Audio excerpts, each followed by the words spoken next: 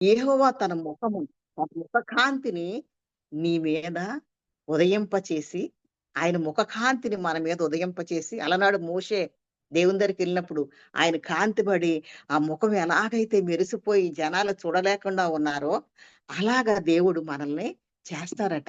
ఆయన ముఖకాంతి మన మీద ఉదయింపచేసి, సమాధానాన్ని అనుగ్రహించి ఆ!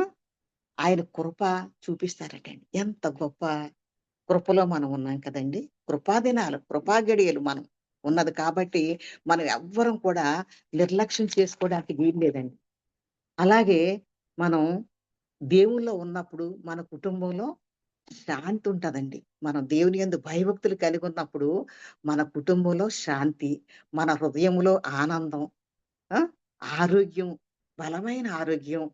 అలాగే మనం ఇతరులతో మన ప్రేమతో మన బంధాలు ముందుకెళతాయి. ఎందుకంటే దేవుని యొక్క ఆత్మ మన మీద ఉంటది కదా! మనం భయభక్తులు కలిగి ఉన్నప్పుడు, ఆయన ఆత్మ మన మీద ఏలుబడి చేస్తే, మన హృదయంలో నెమ్మది, ఆనందం కలిగి ఉంటాం మనం. ఆ! మనకు కలిగే సంబంధాలు కూడా ప్రేమగా నా నేనుండే ఇప్పుడు ఇంటి ముందు ఓ చౌదరీస్ ఉన్నారు. ఆమె నేను ఈ పొట్టు ఇది లేదని చాలా హ్మ్. ఒకలాగా చూసిందనమాట. అయితే మన ప్రవర్తన బట్టి లేదా నేను ప్రేయర్ చేశాను. దేవా! మీరు తనను మార్చు అని చెప్పినప్పుడు నిన్నటి దినాన్ని దోబి మీరు ఇస్త్రీకిచ్చే ఆమె అతని నంబర్ నాకివ్వరా? అని చెప్పి రండి, రండి మా ఇంట్లో రండి కూర్చోండి అని పిలుస్తుంది. ఎందుకంటే నేనెప్పుడు గూడా తన మొహం మార్చుకున్నా గాని చిరునవ్వుతోనే నేను సమాధానం ఇచ్చానండి. కాబట్టి మనకి మంచి సంబంధాలు దేవుడు మనకు శత్రువులు ఎవరిని ఉంచకుండా మనకు మంచి సంబంధాలు ఏర్పాటు చేస్తాడు మన దేవుడు. కాబట్టి మన జీవితంలో మన జీవితమే ఒక సాక్షిగా ఉండాలని దేవుడు ఆశపడుతున్నాడు. కాబట్టి చూడండి నీవు చేయు సమస్త కార్యములలో అంటే మనం చేసే ప్రతి పనిలో కూడా చూడండి యెహోషువ 1 అధ్యాయం 9 వచనం. యెహోషువ 1 అధ్యాయం 9 వచనంలో ఏముందంటే చదవండి బ్రదర్. నీవు చేయు ఆయన ఏమంటున్నాడంటే సమస్త కార్యాల్లో గూడా ఆయన తోడుగా ఉంటాడంట. తీసిన వాళ్ళు చదవండి. యెహోషువ 1 అధ్యాయం 9 వచనం. నేను నీకు ఆజ్ఞ ఇచ్చి ఉన్నాను కదా, హ్మ్. నిబ్బరం కలిగి ధైర్యంగా ఉండము, హ్మ్. జడియకము, నీవు నడుచు మార్గం అంతటిలో దేవుడే యెహోవా డిస్టర్బెన్స్ గా ఉన్నది. హ్మ్. ఆజ్ఞ ఇచ్చి ఉన్నాను కదా. ప్రతి విషయంలో దేవుడు మనకి తోడుగా ఉంటాడట. ప్రతి వరమును దేవుడు మనకు అనుగ్రహిస్తాడట. సంపూర్ణమైన వరమును అది పైనుండి వచ్చేదండి. మనుషుల నుండి వచ్చేదైతే అది తాత్కాలికంగానే ఉంటది. దేవుడిచ్చేది శాశ్వతంగా ఉంటది. కాబట్టి మనం ఎవరి వైపు చూడొద్దండి. దేవుని వైపు చూస్తే చాలు. ప్రతీది కూడా ఒక అన్నతో, ఒక తండ్రితో మాట్లాడుకున్నట్లుగానే కదా మనం మాట్లాడుకుంటాం. కాబట్టి దేనిని గురించి కూడా మనం భయపడొద్దు. ఎందుకంటే మనం దేవుడు ప్రతి విషయంలో కూడా మనకి సంపూర్ణమైన వరములిచ్చే దేవుడు. ఆయన ఆశీర్వాదాలు శాశ్వతమైన ఆశీర్వాదాలు ఇచ్చే దేవుడు కాబట్టి మనము యాకోబు 1:17 చూడండి. శ్రేష్టమైన ప్రతి ఈవియు సంపూర్ణమైన ప్రతి వరమును పరసంబంధమైన జ్యోతిర్మయుడగు తండ్రి యొద్ద నుండి వచ్చును. తీసారా? యాకోబు 1 అధ్యాయం 19. కాబట్టి దేవుని యందు భయభక్తులు కలిగి ఉండడం వల్ల ఆయనే మనకి శాశ్వతమైన ఆశీర్వాదాలు ఇచ్చి మనల్ని నెమ్మదితోను, ఆనందంతోను, సంతోషంతోను జీవించే ఆ కృపను ఇస్తాడు. చూడండి కీర్తనలో 128 1, 2 వచనాలు చూడండి. కీర్తన 128 తీసిన వాళ్ళు చదవండి. కీర్తన 128 ఆయన యందు భయభక్తులు గలవారిని ఆయన ఎలాగ ఆశీర్వదిస్తాడు, ఎలా కాపాడతాడు చూడండి. కీర్తన 128 1, 2 వచనాలు. యెహోవా యందు భయభక్తులు కలిగి ఆయన త్రోవల యందు నడుచు వారందరూ ధన్యులు. నిశ్చయంగా నీవు నీ చేతుల కష్టార్జితము అనుభవించదువు. నీవు ధన్యుడు, నీకు మేలు కలుగును. చాలండి. యెహోవా యందు భయభక్తులు కలిగి ఆయన త్రోవల యందు నడుచు వారందరూ ధన్యులు. యెహోవా యందు భయభక్తులు కలిగి ఆయన త్రోవల యందు నడుచు వారందరూ ధన్యులు. వారందరూ ఒకళ్ళనొకలాగా ఒక్కొక్కగా చూడరు. అందరూ యెహోవా యందు భయభక్తులు కలవారి ఎడల ఆయన చూపే కృప చూడండి. నిశ్చయముగా నీవు నీ చేతుల కష్టార్జితమును అనుభవించదవు. హల్లెలూయా. అంటే చాలా మంది సంపాదిస్తారు కానీ తినలేరు. మొన్న నాకు కరోనా వచ్చినప్పుడు ఈ నాస్టివ్లు కొంచెం బ్లాక్ అయిందండి. బ్లాక్ అయినప్పుడు ఎప్పటి నుంచో నేను ఈఎన్టీలో చూపించుకుందామనే ఉద్దేశంతో సమయం వచ్చి కాకినాడలో మా సిస్టరు, మా బ్రదరు, నేను వెళ్ళామండి. వెళ్తే ఆయన బీపీ, షుగరు అవన్నీ చెక్ చేసినప్పుడు నన్ను మా బ్రదర్ని అడిగితే షుగర్ ఉంది, షుగర్ లెవెల్స్, బీపీ, కొలెస్ట్రాల్ ఉంది. నాకంటే చిన్నది, దానికి కొలెస్ట్రాల్, బీపీ, షుగర్ ఉన్నది. నాకు బీపీ ఉందా, షుగర్ ఉందా అంటే లేదు సార్ అన్నాను. వెళ్ళండి, మీకేం లేదు. దేవునికే మహిమ ఘనత. నాకంటే చిన్నవాళ్ళు, వాళ్ళకి బీపీ, షుగర్ ఉన్నది. నేను ధన్యురాల్ని. ఆయన ఏమన్నారు, మీకేంటండి వెళ్ళండి, మీకేం లేదు అన్నారండి. దేవునికే మహిమ. ఆయన ఇచ్చారు నాకు అలాంటి కృప. అందుకని మనం ధన్యులు. ఎలాగా? యెహోవా యందు భయభక్తులు కలిగి ఆయన త్రోవల యందు నడుచు వారందరూ ధన్యులు. నిశ్చయముగా నీవు నీ చేతులు కష్టార్జితమును అనుభవించదు. షుగర్ ఉందనుకోండి, స్వీట్ తినలేంగా, మనం తెచ్చుకుంటాం. మన జీతంలో మనం తినలేము అన్నిని. బీపీ ఉంటే ఉప్పు వేసుకోకూడదు, ఏ పెడితే తినకూడదు. కానీ మనం ధన్యులు. అంటే బీపీ, షుగర్ ఉన్నది మాత్రం నాకు ఏదో వచ్చేసిందని కాదు, కానీ నాకు అది గుర్తు వచ్చిందండి. దేవుడు నాకు బీపీ, షుగర్ లేకుండా నన్ను కాపాడాడు. నాకు ఆరోగ్యం ఇచ్చినందుకు ఆయనకే మహిమ ఘనత. మొన్న ఈ మధ్యకాలంలో ఏసీ రిపేర్ అయితే ఆ ఏసీ రిపేర్ చేసే అతను 5,000 అడిగాడు. సరేలే అని 5,000కి ఒప్పుకున్నాం. ఒప్పుకున్న తర్వాత అతను ఏం చేశాడంటే సరిగ్గా బాగు చేయకుండా వెళ్ళిపోయాడు. వాళ్ళు వెళ్ళిన తర్వాత చూస్తే ఒక 10,000 వాల్యుబుల్ ఒక మోటార్ వదిలేసి వెళ్ళిపోయారు ఆ పిల్లలు. వెళ్ళిపోగానే దేవా ఇదేంటి ఇక్కడ ఉన్నదని చెప్పి వాళ్ళు మళ్ళీ సరిగా రిపేర్ చేయలేదు. మా బాబు అన్నాడు, మమ్మీ వాళ్ళు రిపేర్ చేయలేదు, వాళ్ళు సరిగా రిపేర్ చేస్తేనే ఇది ఇద్దాము అని చెప్పాడు. మనం 5,000 ఇచ్చాం, ఇది 10,000 ఉంటది, వాళ్ళు నిర్లక్ష్యంగా వదిలేసాడు, బాగు చేయలేదని. వెంటనే ఇది మనది కాదు కదా నాన్న అంటే, మమ్మీ మన వస్తువులు కానీ నేను ఎప్పుడన్నా ఉంచేనా, మనది కాదు కానీ వాడు చూడు సరిగా చేయలేదు అన్నాడు. ఆ నెక్స్ట్ డే వచ్చారు వాళ్ళు రిపేర్ చేయనాకని. వచ్చినప్పుడు అన్నాను అని. ఎందుకంటే పరవస్తువులు ఏవి కూడా మనం ఉంచుకుంటే అది మనది కాదు. బాబు కూడా, మమ్మీ చెప్పావా, నేను వాళ్ళు రిపేర్ చేసిన తర్వాత చెబుదాం అనుకున్నాను, చెప్పేసావా? అవునాను, మంద కాదు కదా. అవును మంద కాదు, ఇచ్చేద్దాం, కానీ 5,000 మనం లాస్ అయిపోతాం కదా అని అన్నాడు. అప్పుడు నేను అతనితోని, ఏంటి 5,000 తీసుకుని ఇదేనా మీరు చేసేదని కోపం వచ్చిందండి నాకు. కోపపడ్డాను. వాళ్ళు వచ్చి ఇందాక వచ్చి ఆ మోటార్ అవన్నీ కూడా చక్కగా చేసి వెళ్ళారు. అది దేవుని కూడా అడిగాను, దేవా నష్టపోనివ్వద్దు అని. ఇప్పుడు చక్కగా చేసి బాగు చేసి వెళ్ళారు. కాబట్టి ఆయన ఇచ్చే కష్టార్జితాన్ని చీడ పురుగులు, పసర పురుగులు తినేయకుండా కాపాడతారు.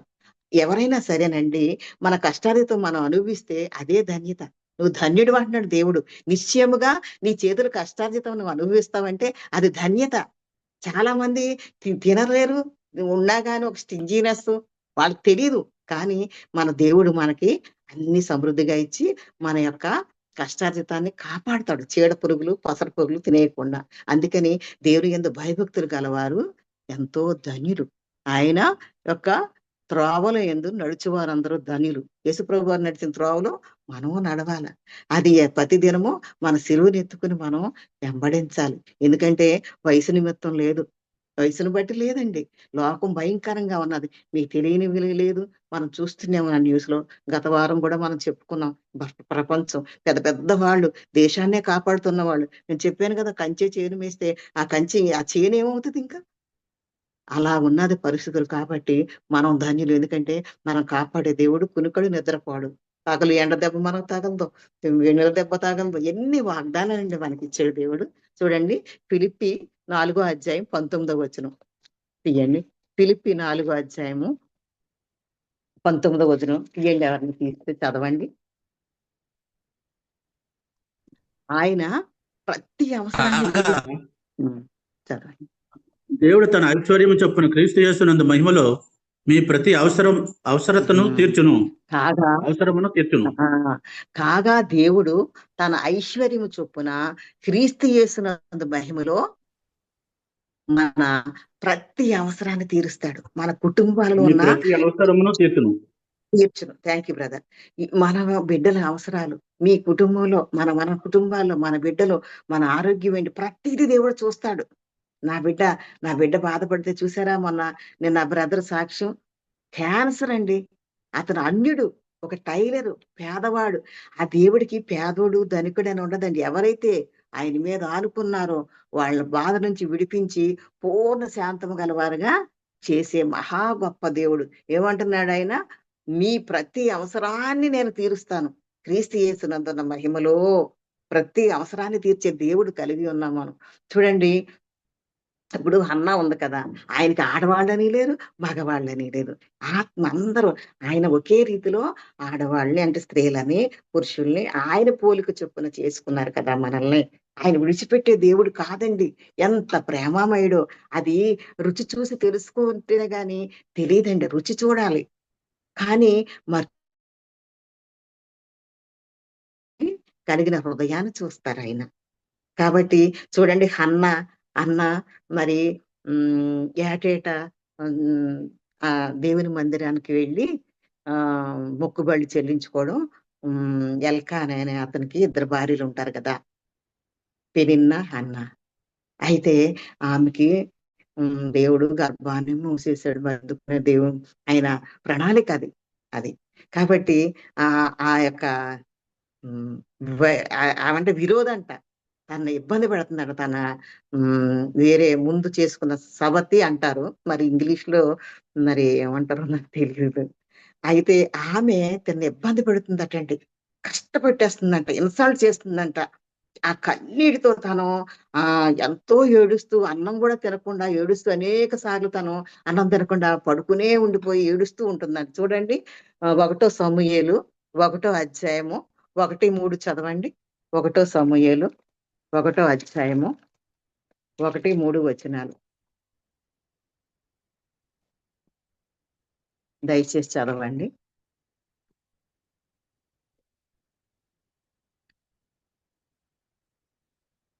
1 సమూయేలు 1 దేవునికి స్తోత్రం, హల్లెలూయా. 1 సమూయేలు చూడండి. ఎఫ్రాయిము మందు రామతయిము పట్టణపు వాడు అక్కడ ఉండెను. అతని పేరు ఎల్కానా. అతడు ఎఫ్రాయిమీయుడైన సూపునకు పుట్టిన తోహు కుమారుడైన ఎలుహునకు జననమైన యెరోహాము కుమారుడు. అతనికి 2 భార్యలుండిరి. వీరిలో ఒకదాని పేరు హన్నా, రెండవ దాని పేరు పెనిన్నా. పెనిన్నాకు పిల్లలు కలిగిరి, కానీ హన్నాకు పిల్లలు లేకపోయిరి. చదవండి. ఇతడు షిలోహునందున్న సైన్యములకు అధిపతి యెహోవాకు మొక్కుటకు బలి అర్పించుటకును ఏటాటా తన పట్టణము విడిచి అచ్చటికి పోవచ్చుండెను. ఆ కాలమున చాలండి బ్రదర్, థ్యాంక్ యూ. చూడండి, ఇక్కడ ఎల్కానా గురించి ఎంత వివరంగా రాశారో. రుజువులు లేకుండా, పరిశుద్ధ గ్రంథం రుజువులు లేకుండా ఏది లేదండి. ఎఫ్రాయిము మన్యమందు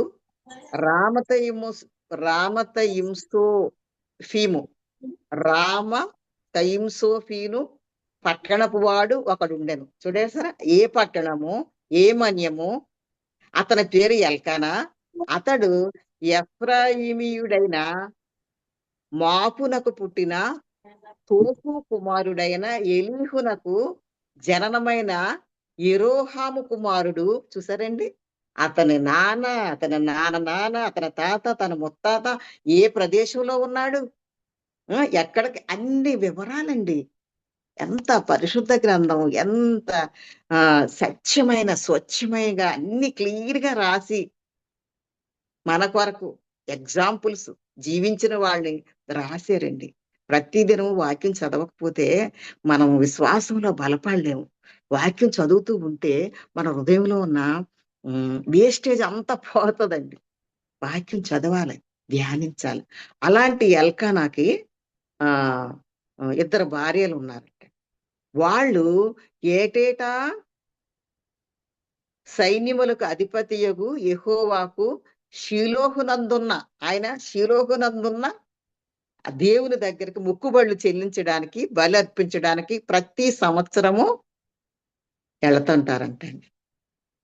ఎంత చక్కగా వివరించి ఏ ప్రాంతం ఎక్కడికి వెళ్తున్నాడు, ఆ మందిరం ఎక్కడున్నది, బలి ఎక్కడానికి ఆ ప్లేస్ ఏంటి, అన్ని వివరంగా ఇక్కడ రాయబడి ఉన్నది.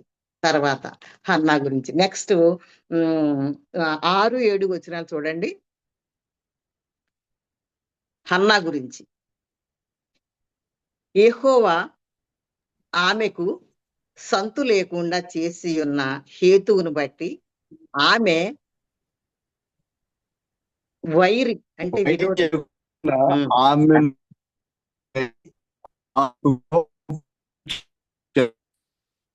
ఆమెకు ఏటేటా యెహోవా మందిరమునకు పోవుట ఆమెకు కోపం పుట్టించు కనుక ఆమె భోజనం చేయక ఏడ్చుచూ వచ్చెను. Thank you sir. చూడండి 6వ వచనం. యెహోవా ఆమెకు సంతు లేకుండా చేసి ఉన్న హేతువును బట్టి, అంటే ఆమె గర్భం పిల్లలు కనకుండా అట్లా చేసే దేవుని ఆజ్ఞ, అది మనకు తెలుసు ఆ మర్మం ఏంటో. ఎందుకంటే ఆ సమూయేలు గారు, ఆ ప్రవక్త గారు రావాలి అంటే ఆమె ఆ బిడ్డ బడాలి అంటే మందిరానికి వెళ్ళాలి, మొక్కుకోవాలి. చూసారా? అయితే అదంతా చాలా పెద్ద చరిత్ర అనుకోండి. నేను దేవుడు ప్రతి అవసరాన్ని ఎలా తీరుస్తారు అనే దీన్ని బట్టి ఇక్కడ హన్నాని గురించి మనం మాట్లాడుకోవాల్సింది. ఆ పెనిన్న హన్నాకి వైరి అంట. అంటే తన బాధ పెట్టి ఏడ్చేలాగా తన నానాహింసలు పెడుతుందటండి, విసిగించేస్తుందట. ఆమె హన్నాకి కోపం పుట్టించేస్తుందంటండి. అందుకని ఆమె బాగా ఏడుస్తూ బహు దుఃఖంగా ఉండి ఏం చేసింది, ఇంట్లో కూర్చుని నా దేవుడు ఇలా చేశాడని నిందించలేదండి. కొన్నిసార్లట దేవుడు మనల్ని పరీక్షలు పెడతాడు. నిన్న ఆ బ్రదర్ చెప్పారు, ఆచార్య గారు, ఫణిభూషణ ఆచార్య గారు ఏమన్నారు, కొన్నిసార్లు దేవుడు మనకి పరీక్ష పెడతారు, సాతాను కూడా శోధిస్తుంది. కాబట్టి ఏదైనా కానీ మనం నిలబడితే దేవుడే మనకి మన బాధలంతా భరిస్తారట. ఎందుకంటే ఆయన ఈ లోకంలో ఉండి మన బాధలు మనలాగా ఆయన నరావతారం ఎత్తి మనలాగా బాధపడ్డారు కాబట్టి మన బాధలు ఆయనకు తెలుసు. పైగా ఆయన కలుగు చేసిన హృదయం, ఆయన కలుగు చేసిన మనసు, ప్రతి అవయవం ఆయన కలుగు చేసిందే కదా. ఆయన కలుగు చేసిన దానికి తెలియదా ఎట్లా పనిచేస్తుందో, ఎలాగా రియాక్ట్ అవుతుందో తెలిసిన దేవాది దేవుడు ఈ హన్నా యొక్క బాధను చూస్తున్నాడు దేవుడు. అయితే అప్పుడు చూడండి నెక్స్ట్ 10వ వచనం చూడండి. 10వ వచనం. ఆమె ఏడుస్తూ బహు దుఃఖాక్రాంతురాలై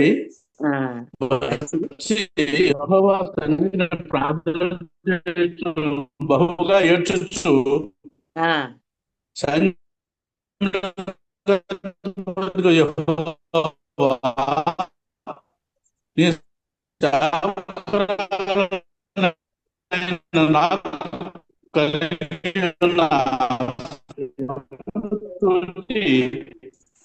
నీ శాకురాలను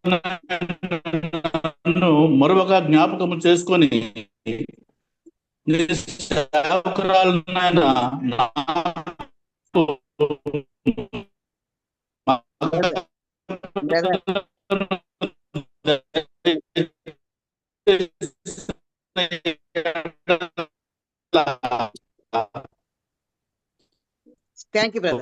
తల మీదకి కౌరపు కత్తి ఎన్నటికి రానియక వాడు బ్రతుకు దినములన్నిటను నేను వానికి యెహోవానకు నీకు అప్పగించునని మొక్కుబడి చేసుకుని. Thank you brother. Me mobile బాగా కట్ అయిపోతుంది బ్రదర్, అసలు వినిపించట్లేదు. Thank you brother. బహు దుఃఖాక్రాంతురాలి సన్నిధిని తన హృదయాన్ని కుమ్మరించుకుని ఏమంటుందంటే, దేవా నాకు కుమారుణ్ణి ఇస్తే నేను ప్రతిష్ఠించుకుంటున్నాను, మంగళకత్తేయకుండా నా కుమారుని తిరిగి నీకు ఇస్తా అని చెప్పి మొక్కుకున్నప్పుడు ఆ స్త్రీ యొక్క రోదన వేదన దేవుడు చూశారండి. చూశారు. ఒక స్త్రీయే కదా అని వదలలేదు. ఆయన అక్కడ అబ్రహాము ఆహ్, ఏంటిది సహాయం చేసిన దేవుడు. ఇజ్రాయేలుకి సహాయం చేసిన దేవుడు. ఇక్కడ హన్నాకు కూడా ఆయన సహాయం చేసి ఆమె ప్రార్థన ఆయన అంగీకరించారు.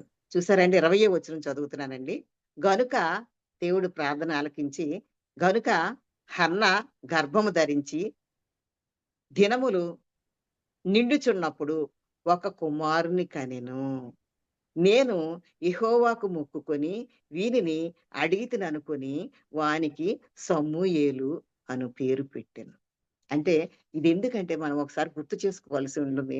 ఆమె ఆమెతో ఉన్న ఎల్కానా ఆమెను బహుగా వేధించి, చులకన చేసి, బాధ పెడుతూ ఉన్నప్పుడు ఎంతో కోపం వచ్చేస్తుంది. ఆమెకి ఏమి చేయలేకపోతుంది. ఒకానొకప్పుడు భర్త దగ్గరికెళ్ళి అడిగితే నేనేం చేయనమ్మా, నీ బిడ్డల కంటే నేను ఎంతో ఎక్కువ కాదా అని ఓదార్చం చూసాడు గాని తను ఓదార్పు పొందలేక దేవుని దగ్గరికెళ్ళి మొర పెట్టుకోగా ఆ మొర్ర ఆయన విని ఒక బిడ్డను అనుగ్రహించాడు.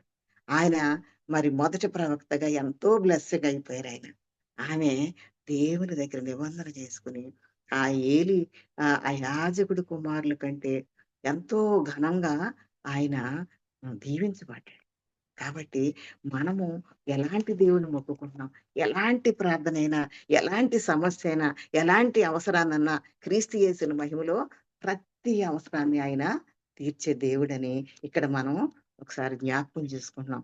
అలాగే అబ్రహాం గారి దగ్గరికి వచ్చినప్పుడైతే అబ్రహాం గారు మనము ఇతరుల కోసం ప్రార్థన చేయాలంటే రుజువు ఏంటంటే అబ్రహాము 18వ అధ్యాయము 20 నుంచి 23 అండి. అబ్రహాం 18 సారీ ఆదికాండం 18 20 నుంచి చూస్తే అక్కడ ఏముంటది, లోతుని దేవుడు ఏమంటున్నాడంటే నేను సుధుమ గుమ్మారాల గురించి మరియు యెహోవా సొదొమ గొమొర్రాలను గురించిన మొర గొప్పది గనుకను వాటి పాపము బహు భారమైనది గనుకను నేను దిగిపోయి నా యొద్దకు వచ్చిన ఆ మొర చొప్పునని వారు సంపూర్ణంగా చేసుడో లేదో చూసేదను. చేయని యెడల నేను తెలుసుకొందునను. ఆ మనుషులు అక్కడి నుండి తిరిగి సొదొమ వైపుగా వెళ్ళిరి. అబ్రహాము ఇంకా యెహోవా సన్నిధి నిలుచుండెను. అప్పుడు అబ్రహాము సమీపించి ఇట్లనెను, దుష్టులతో కూడా నీతిమంతులను నాశనం చేయదువా? ఆ పట్టణంలో ఒకవేళ 50 మంది నీతిమంతులు ఉండిన ఎడల దానిలోనున్న 50 మంది నీతిమంతుల నిమిత్తము ఆ స్థలమును నాశనం చేయక కాయవా? ఆ చొప్పున చేసి దుష్టులతో కూడా నీతిమంతులను చంపుట నీకు దూరమవును గాక. నీతిమంతుని దుష్టునితో సమానంగా ఎంచుట నీకు దూరమవును గాక. సర్వలోకమునకు తీర్పు తీర్చేవాడు న్యాయం చేయడా అని చెప్పినప్పుడు యెహోవా సొదొమ పట్టణంలో 50 మంది నీతిమంతులు నాకు కనబడిన ఎడల వారిని బట్టి ఆ స్థలమంతుడిని కాయనను. అందుకు అబ్రహాము, ఇదిగో బూడిదయునైనా నేను ప్రభువుతో మాట్లాడి తెగించుచున్నాను. చూసారండి ఎంతగా తన కోసం కాదు, తన బిడ్డ కోసం కాదు, తన పినతండ్రి అవుతాడు ఈ అబ్రహాం లోతు అతని కోసం ఎంతగా తగ్గించుకుని అయ్యా అని బతిమలాడుతూ కాపాడుతాను అని అనేదాకా కూడా వదిలిపెట్టలేదండి. మరి మనము మన ఇంటిలో ఎవరైనా రక్షించబడకపోతే, మన బంధువుల్లో రక్షించబడకపోతే మనం నమ్మకంగా ప్రార్థన చేస్తున్నామా? అంటే ఒకరి కొరకు ఒకరు ప్రార్థన చేసుకోమని వాక్యంలో ఉంది కదండి. ఇది ఒక ఎగ్జాంపుల్. నీ బంధువుల్లో ఎవరైనా ఇంకా రక్షణ పొందకపోతే వారి కొరకు దేవుని బతిమలాడుకుంటూ మనం ప్రార్థన చేయవలసిన వారమై ఉన్నాం. అబ్రహాంకి దేవుడు తెలియజేశాడు. తెలియజేసి తను బతిమలాడుకుంటున్నప్పుడు అలాగే అని చెప్పి లోతుని రక్షిస్తాననే మాట ఇచ్చినప్పుడు లోతు తడవ చేస్తున్నాడు. అయినా కానీ దేవదూతలు ఆ మాట ప్రకారంగా ఆ లోతుని చెయ్యి పట్టుకుని ఆ లోతు పిల్లల్ని లోతు భార్యను కూడా చెయ్యి పట్టుకుని తీసుకొచ్చేసారు. ఎందుకంటే కాపాడుతానని మాట ఇచ్చిన దేవుడు. ఆయన నమ్మదగిన వాడిని. మనుషులు కాదు ఆయన మాట తప్పడానికి. మాట ఇచ్చాడంటే ఆయన తప్పకుండా నెరవేరుస్తాడు. మనం అడిగింది మనమే మర్చిపోతాం. కానీ దేవాది దేవుడు మాట ఇచ్చి నెరవేర్చారండి. అబ్రహాముని దేవుడు ఎంతగానో ప్రేమించారండి. ఆయన ఏది అడిగితే అడగకుండా కూడా నిన్ను ఆశీర్వదిస్తాను, నిన్ను శపించే వాళ్ళని నిన్ను దూషించే వాళ్ళని శపిస్తాను అంటున్నాడు. అంతేకాదు లోతు కోసం బ్రతిమలాడుతున్నప్పుడు ఆ మాట ప్రకారంగా లోతును రక్షించుకున్నారు. కానీ అక్కడ లోతు భార్య ఉప్పు స్తంభం అయిపోయి లోబడలేదు. కాబట్టి అలాగే అబ్రహాంకి బాధ పెట్టాలని ఆ ఫిలిస్తీన్లు బావులు తవ్వుతా ఉంటారు. మనకు తెలిసిందే, తవ్వుతుంటే వాళ్ళు ఆ బావులు పూజ చేస్తా ఉంటారు. ఇది మాది, మా స్థలం అని చెప్పి తీసేసుకుంటా ఉంటారు. కానీ ఆ తర్వాత ఎక్కడ వాళ్ళు తవ్వితే ఎక్కడ వాటర్ వచ్చేది కాదు. కానీ అబ్రహాము తవ్వితే ఎక్కడ తవ్వితే అక్కడ వాటర్ అండి. నీళ్లు పూట ఉబ్బుతూ ఉంటే ఏంటి మనం తవ్వితే రావట్లేదు, ఎక్కడ అబ్రహాము తవ్వితే అక్కడే బావులు వచ్చేస్తున్నాయని వాళ్ళలో భయం వేసేసిందంట. భయమేసి ఏమన్నారు వచ్చి, నువ్వు దేవుని చేత ఆశీర్వదించబడిన వాడు, నువ్వు యెహోవా నిన్ను ఆశీర్వదిస్తున్నాడు, నువ్వంటే మా భయం వేస్తుంది, నువ్వు మా మీద యుద్ధం రావద్దు, మేము నీతో యుద్ధం చేయము, మనిద్దరం ప్రమాణం చేసుకుందాం అని చెప్పి ఆ ఊరి జనాలు వచ్చి అబ్రహాము దేవుడిని గమనించుకున్నారు. ఓ దేవుని యందు భయభక్తులు గలవారు ఇలాగ ఆశీర్వదిస్తారని ఒకళ్ళతో ఒకళ్ళు చెప్పుకున్నారంటండి. ఇంకా రెఫరెన్స్ నేను చెప్పట్లేదు కానీ ఒకళ్ళతో ఒకళ్ళు చెప్పుకున్నారంట. కాబట్టి మనం ఎలాగున్నాం, మనం మరి మన మాటలు దేవునికరంగా ఉన్నాయా, మన ప్రార్థన చేయగానే దేవుడు వింటున్నాడా, ఆ కనెక్షన్ ఉందా దేవునితో? అబ్రహాంకి దేవునితో కనెక్షన్ ఉంది కాబట్టి జరిగేది చెప్తున్నాడు ఆయన. అడగకుండానే నిన్ను గొప్ప జనముగా చేస్తానన్నాడు, నిన్ను ఆశీర్వదిస్తానంటున్నాడు, నిన్ను దూషించే వాళ్ళని శపిస్తానంటున్నాడు. ఆయన ఎక్కడ బావి తవ్వితే అక్కడ ఊరికే ఓళ్ళంత వాటర్ వచ్చేస్తుంది. ఆ దేశానికి ఎంతో మేలుకరంగా మారిపోయాడు. ఏంటి మనం ఎంతో ప్రయాసపడి తవ్వుతున్నాం, మనకు నీళ్లు రావట్లేదు, ఈయన ఎక్కడ తవ్వితే అక్కడ వచ్చేస్తుంది అవన్నీ భయం కనిపెట్టారు. ఆ ఊరు వాళ్ళు మాట్లాడుకుని కనిపెట్టి భయపడి అబ్రహాం దగ్గరకు వచ్చి బతిమలాడుతూ, అయ్యా మీ దేవుడు నిన్ను ఆశీర్వదిస్తున్నాడు కాబట్టి మాతో నువ్వేం మమ్మల్ని చేయదని భయపడిపోయారు. అబ్రహాం అసలు ఆ ఉద్దేశం లేదు అబ్రహాంకి, కానీ భయపడి నిబంధన చేసుకున్నారు. నువ్వు మాతో ప్రమాణం చెయ్యి, నువ్వు మాతో యుద్ధానికి రానని ప్రమాణం చేయమని ఒకరితో ఒకరు సమాధాన పడ్డారు. వచ్చి దేవుని బిడ్డలకి సమాధానం కలుగు చేస్తాడండి దేవుడు. ఎవరైనా విరోధులున్నా వాళ్ళు ఏమి చేయలేరు, వర్దిల్లరు మన మీద. మన విరోధులు మన మీద వర్దిల్లరంతే. ఉంటది, తుఫాన్లు వచ్చినట్టు ఉంటది, తుఫాన్ వచ్చేస్తుంటది, భయం వేసేస్తుంటది, కానీ దేవుడు సత్తు మణిగించేస్తాడు. అలలన్నీ ఎలాగైతే అలనాడు గద్దించగా మిక్కిలను నిమ్మళమైపోయినట్లుగా మిక్కిలి నిమ్మళమైపోయి మనం చూసిన వాళ్ళకి ఆశ్చర్యంగా ఉంటది. మనం ఒక సాక్ష్యంగా మారిపోతాం. ఓహో దేవుడిని నమ్ముకున్న బిడ్డలు ఎలా ఉంటారా అని ఒక సాక్షిగా మారిపోయి వాళ్ళు కూడా దేవుళ్ళలోకి వస్తుంటారన్నమాట. కాబట్టి అక్కడ హన్నా ప్రార్థన దేవుడు విన్నాడు. ఇక్కడ అబ్రహాం గొప్ప జనంగా చేశాడు. అతని శత్రువులు మిత్రులుగా మారిపోయారు, నిబంధన చేసుకున్నారు. అలాగే ఒక ఏలియా ప్రవక్త 1వ రాజులు 17 అధ్యాయము 8 నుంచి 16. 1వ రాజులు చూడండి, అక్కడ పేద విధవరాలండి. పేద విధవరాలు దేవుడు ఎలాగ దృష్టించాడు చూసారా? పేద విధవరాలని దేవుడు ఎలాగ కనిపెట్టి ఆ ఏలియా గారిని 1వ రాజులు 17 అధ్యాయము ఆ ఏలియా గారిని యెహోవాకు అతనికి ప్రత్యక్షమై ఎలాగ తలవిచ్చెను. 17, 8, 16 చదవ. 8 నుంచి 16. 17 అధ్యాయం. అతడు అంతటా యెహోవా వాక్కు అతనికి ప్రత్యక్షమై ఇలాగు సెలవిచ్చెను, నీవు సీదోను పట్టణ సంబంధమైన సారెపతు అను ఊరికి పోయి అచ్చట ఉండుము. నిన్ను పోషించుటకు అచ్చటనున్న ఒక విధవరాలికి నేను సెలవిచ్చితిని. అక్కడ రాణులు లేరా, ధనవంతులు లేరా అంటే ఆ విధవరాలు నీతి న్యాయం భయభక్తులు కలిగి ఉన్నందువల్ల ఆమెకు సెలవిచ్చాడటండి. దేవుడు గొప్పవాళ్ళు, అందమైన వాళ్ళు లేదా పలుకుబడి ఉన్న వాళ్ళని కాదండి. ఎవరైతే దీనత్వం కలిగి ఆయన స్తుతిస్తారో వాళ్ళనే దేవుడు దృష్టిస్తాడండి. అందుకు అతడు లేచి సారెపతునకు పోయి పట్టణపు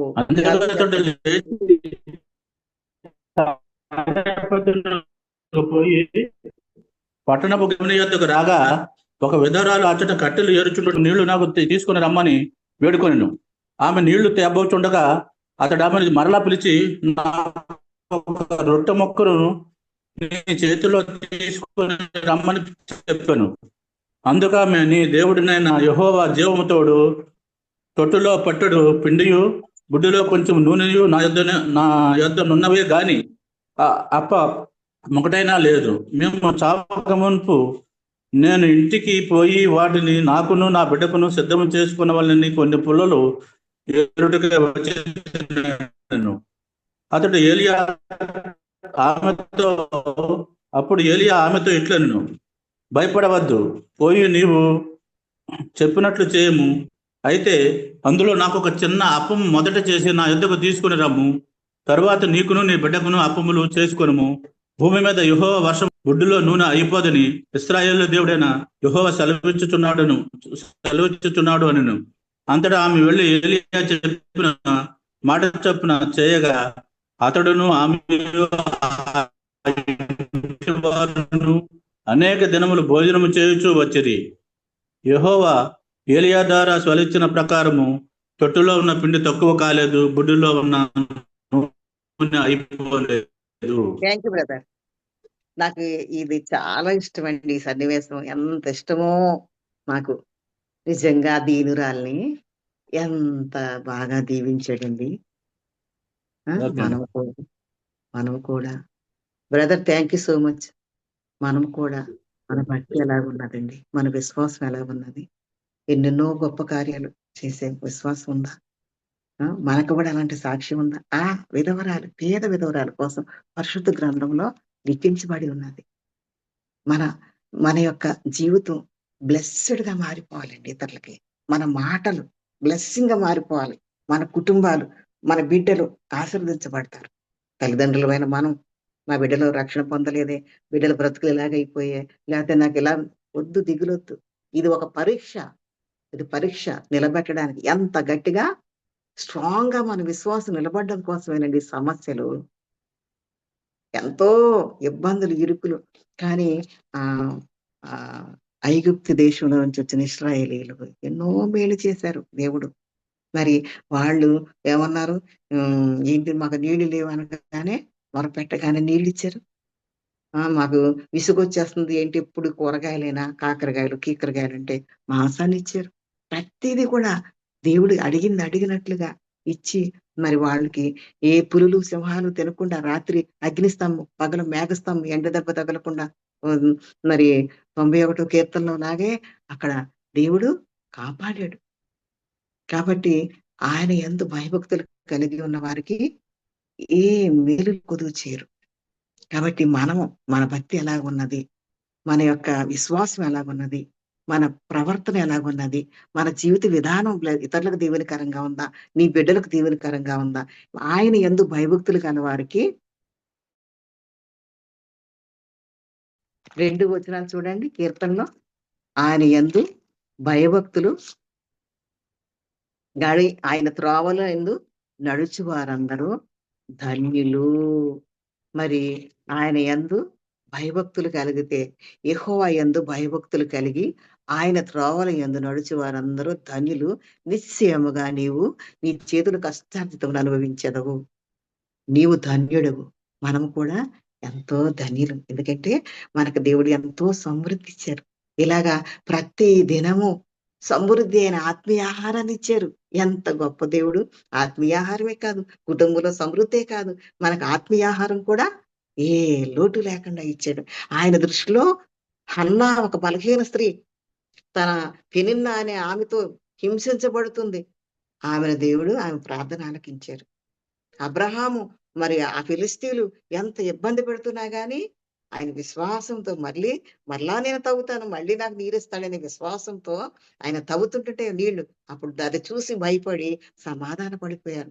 కాబట్టి మనకు కూడా అలాంటి ఓర్పు అలవరుచుకోవాలని దేవుడు ఇవన్నీ మన ముందు ఎగ్జాంపుల్స్ గా పెట్టారు. అన్న ప్రార్థన చేసింది యథార్థంగా. మరి సారెపతి విధవరాలు తను ఎంతో తిండి లేక ఇదే లాస్ట్ అప్పం నా బిడ్డ నేను ఇది తిన్న తర్వాత ఇంకేమీ లేదు, నేను ఇంక చచ్చిపోవడమే అని అనుకున్న టైంలో దేవుని కృప, విస్తారమైన కృప. ఏలియా పోషించబడ్డాడు. ఆమె దగ్గర చాలా దినాలు. మరి ఆమె బిడ్డ కూడా పోషించబడింది. ఆ ప్రదేశంలో ఉన్న వాళ్ళందరూ కూడా కరువులో ఉన్నారేమో. కరువులో ఉన్నారు. ఏమో ఏంటి కరువుతో ఎంతమంది చనిపోయి ఉంటారో. కానీ ఆమె కుమార్తె కుమారుడును సురక్షితంగా అనేక దినాలు తన బుడ్డిలో నూనె తరిగిపోలేదు. తన తొట్టిలో పిండి అయిపోలేదంటండి. అంత గొప్ప దేవుడు మనకున్నాడు. మరి మన విశ్వాసాన్ని మనం పరీక్షించుకుని దేనిని బట్టి మనం కృంగిపోతున్నావా అని ఈ ఎగ్జాంపుల్స్ మన ముందు జరిగినవన్నీ ఈ గ్రంథంలో, పరిశుద్ధ గ్రంథంలో లిఖించబడి ఉన్నందున మనం ధన్యులమండి. కాబట్టి మనం ప్రార్థన చేసుకుందాం. అయ్యా మాకును ఆ అబ్రహాము లాంటి విశ్వాసం దయచేయి తండ్రి. గొప్ప జనముగా ఆశీర్వదించాడు. నేను దూషిస్తే వాళ్ళు శపిస్తానంటున్నాడండి. అయ్యా అలాంటి అనుభవంలో మనం ఉన్నామా? మనం ఎప్పుడో ఎంతో కాలంగా రక్షించబడ్డాం. కాబట్టి ఎక్కువగా ప్రార్థనలో ఉంటే మనల్ని ఏ శోధన తాకదండి. ఒకవేళ తాకినా అవి మబ్బులా విడిపోతాయి, పారిపోతాయండి. కాబట్టి మన విశ్వాసాన్ని పరీక్షించుకుందాం. ఈ అవకాశం ఇచ్చిన బ్రదర్ వెంకటరావు గారికి, మరి జోబు గారికి, మేడం గారికి, ఝాన్సీ గారికి వందనాలు.